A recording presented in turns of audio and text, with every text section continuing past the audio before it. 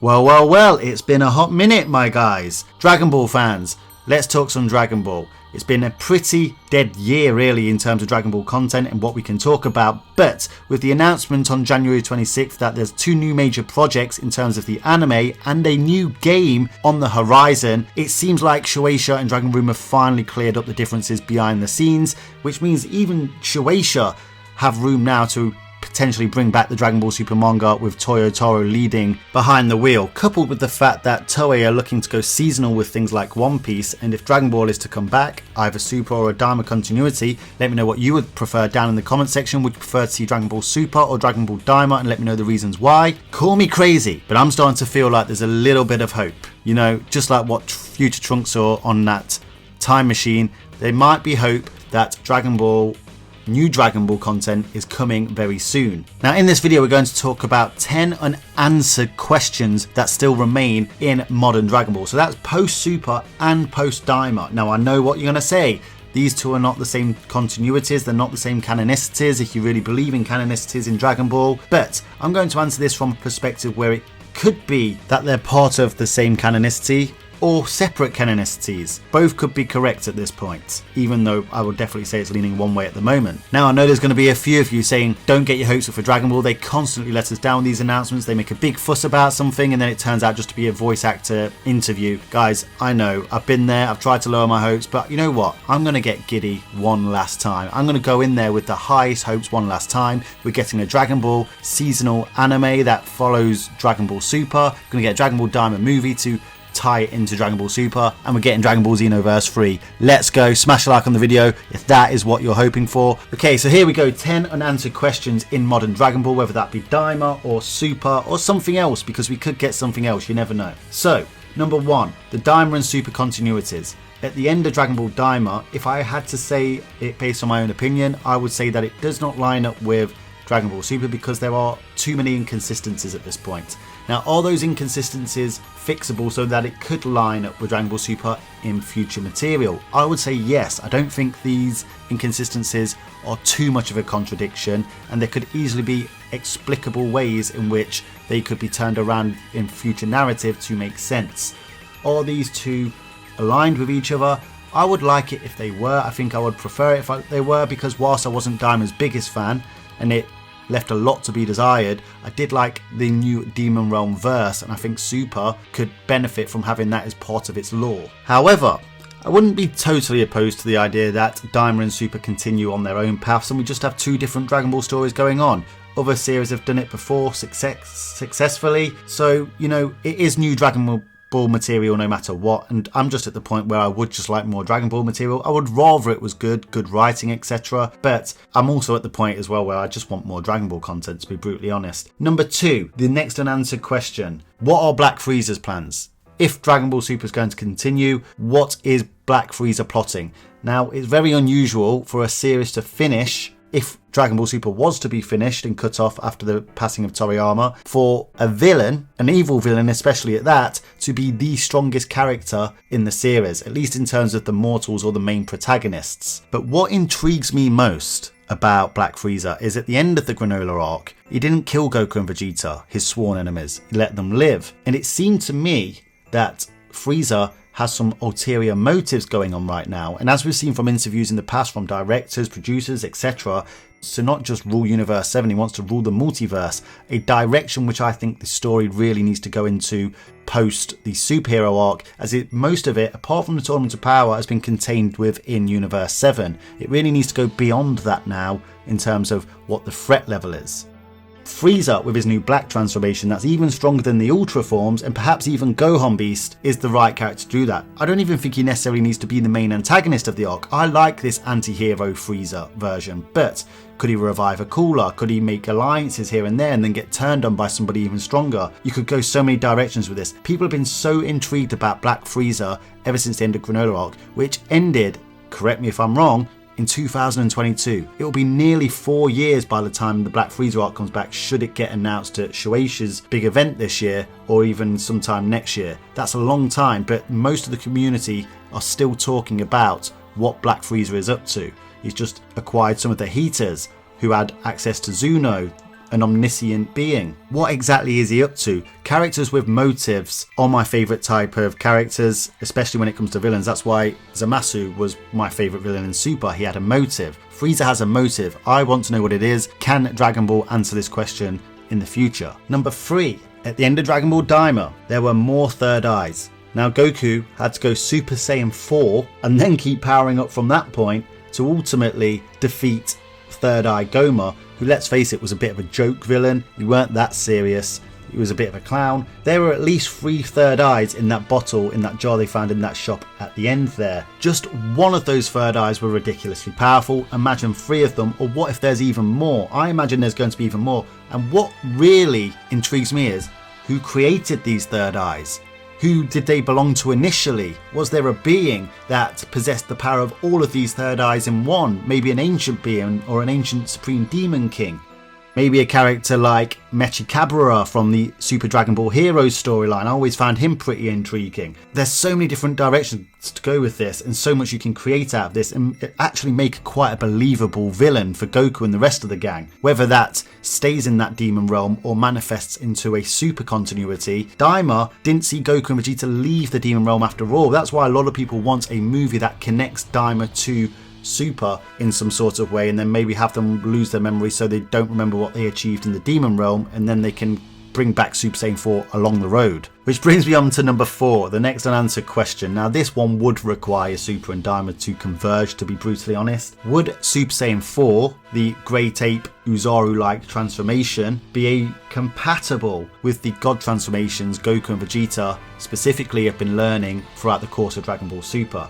They do seem to be polar opposites of each other in terms of how they're achieved, but we don't know that much about Super Saiyan 4. Could it just be that Super Saiyan 4 is a physical transformation that allows him to reach his physical peak? As Vegeta has stated in the Dragon Ball Super manga, they've reached their peak physically. Is Super Saiyan 4 a gateway to allow them to get stronger alongside using their God Ki and their Ultra forms and utilising both of these things at the same time? Could we get Super Saiyan Blue 4?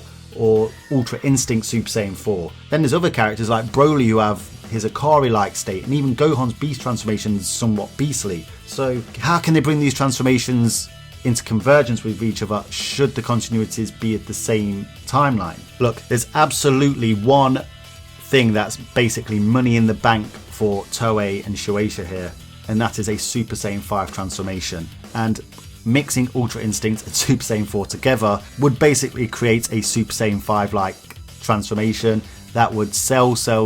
It is basically an internet breaker. The 5th unanswered question. Have they surpassed Beerus though? Is the question that basically everyone asks when it comes to Goku and Vegeta getting new power-ups, and that question still remains. It became clear in chapter 101 when Beerus stated that Goku would have to reach his level in order to become the God of Destruction, that he hadn't quite made it to Beerus' level yet, which basically put to bed, especially in the manga. I know there's going to be some anime fans still crying about it, but ultimately in the manga it was basically Beerus putting down the gauntlet to Goku, basically confirming that Goku hadn't quite reached Beerus' level. Now I actually do think they're close. I think they're very close, and especially Black Frieza at this point. However, they've still got to surpass that level, that goalpost that was basically set all the way back in Battle of Gods.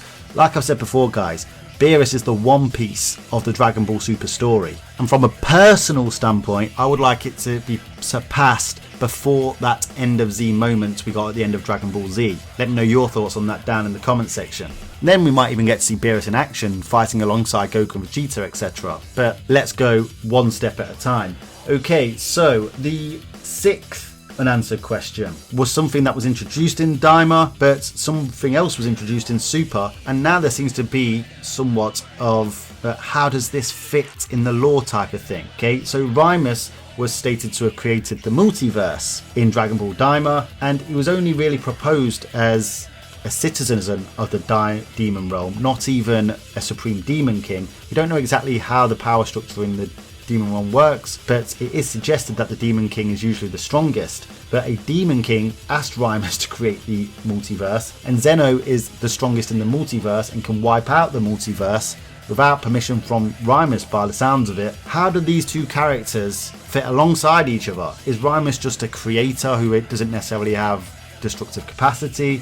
Or did Rimus also create Zeno, and Zeno is just the will of Rimus? Who knows? There's more to be explored there, but I think that needs to be answered in the future of Dragon Ball. Now, you may say this is Daima and Super and they may not converge in the two different continuities, but remember, both these characters were written by Toriyama, so you would imagine that he'd have both of these characters in mind when creating his lore for the world building or the god hierarchy within Dragon Ball. So guys, just before I get on to number 7, it's quite clear that with some of this, Toriyama has really not just given the keys to the castle for the future of expanding the Dragon Ball world and all the characters you can build upon in it. It's basically giving them the keys to the universe here. There's so much expansion, so much possibility with the directions they can go in. It's incredible. So number 7, the multiverse. Universe 6, Planet Sadala, Hit, Frost.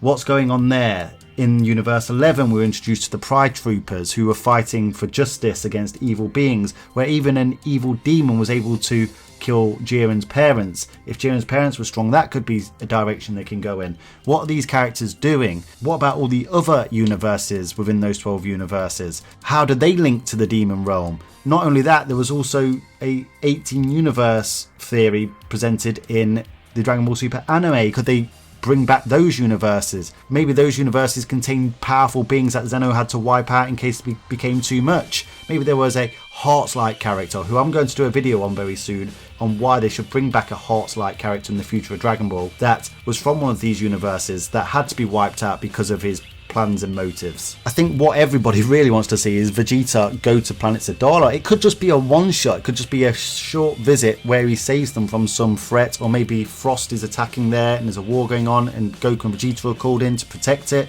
That would then leave Universe 7 unprotected from future threats. Number 8, the next unanswered question.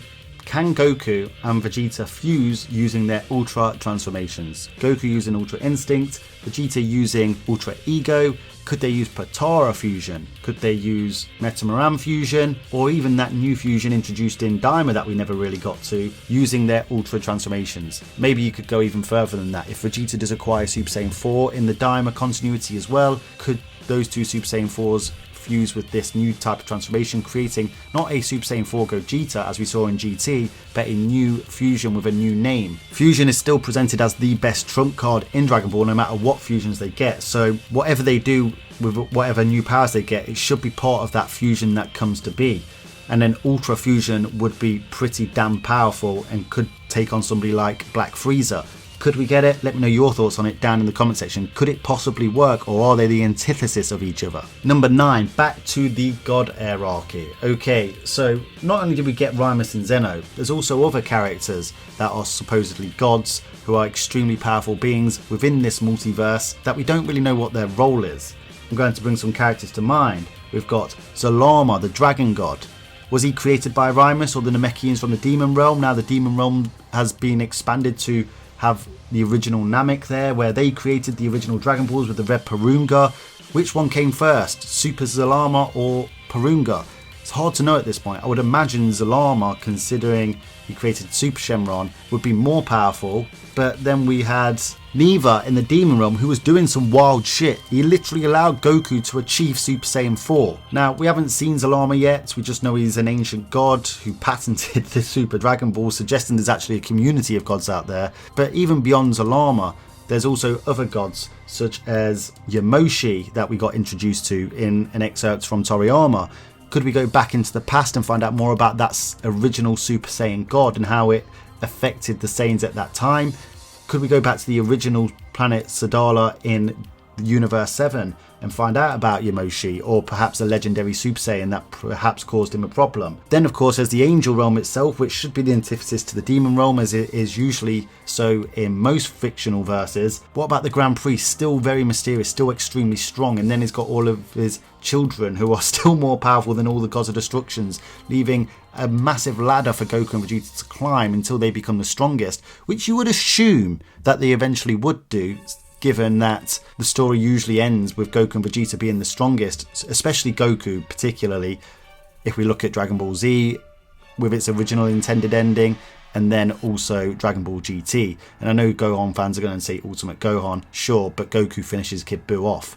Goku finishes Omega Shenron off. And just going back to that antithesis between the angel realm and demon realm, if they wanted to be really creative, they could create demon gods that were the actual arch enemies of the angels rather than the Supreme Demon King, which suggests more of a mortal structure. And then for the final answered question, and I know there's going to be more guys, so do let me know what your questions are that you want answered down in the comment section in future Dragon Ball material, is who is the strongest mortal? Most people would guess that it's Black Frieza right now. Some people would argue that it's Gohan Beast.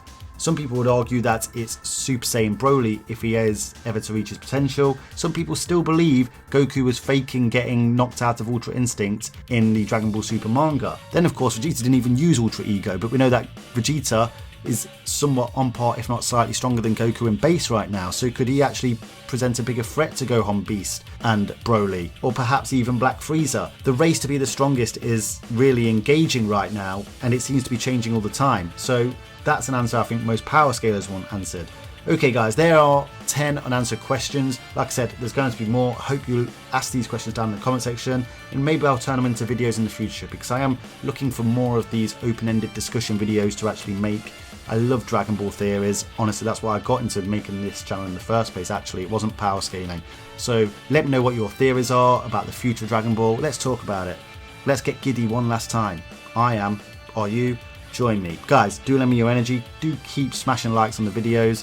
In fact, more importantly, just comment a theory down below. I really want to see it. That's what truly helps the channel. And subscribe if you're new. If you like talking about Dragon Ball, you'll like this channel, I assure you. And I've got more to come. My little break's over now. Let's go. Let's get giddy. Until next time, Ad Astra.